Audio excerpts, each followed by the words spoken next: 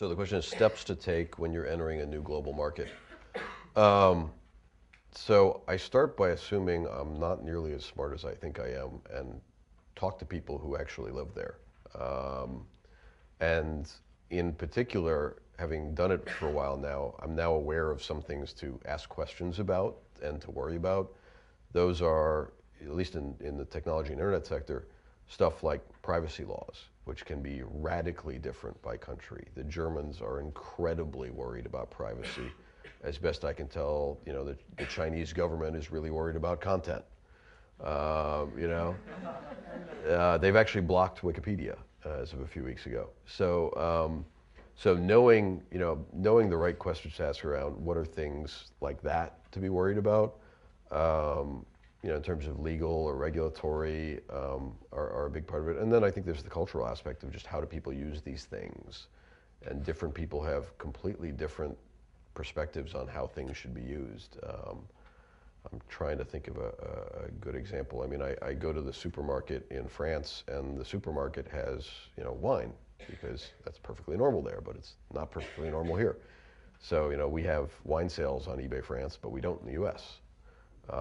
So cultural mores, how people behave, but, I just get out and I talk to people who are in whatever sector I'm going to go to, and I say, if I was a dumb American coming over to France, what are the 5 things I'd need to know? And people in your industry will also know.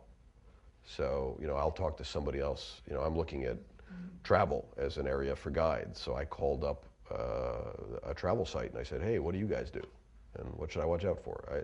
If anything, my answer is go talk to smart people and try to become a little smarter. When you're opening a new office in a new country, sort of what are the first 5 steps or something like that? Yeah, and I go back to, a little bit of the same answer. I start by talking to some people from there. So, I opened offices in Poland, Singapore, Hong Kong, a few other places.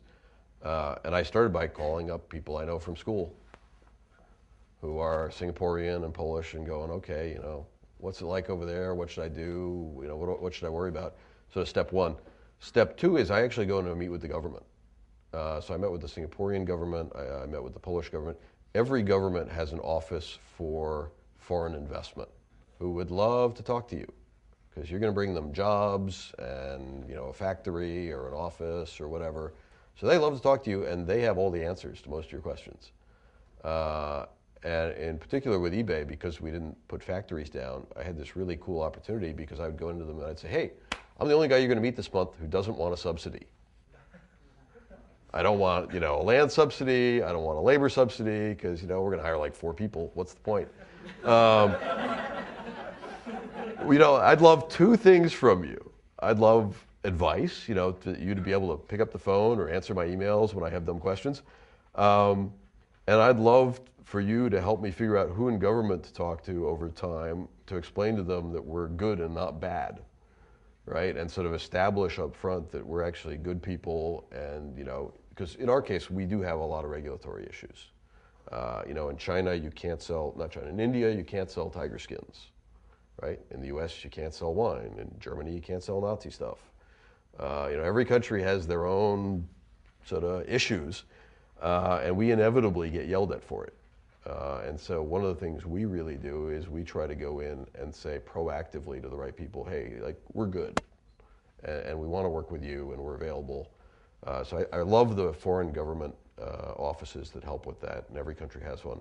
And then I go hire one person who's from there, because they're the ones that actually have the credibility to get stuff done, and I'm just the ugly American.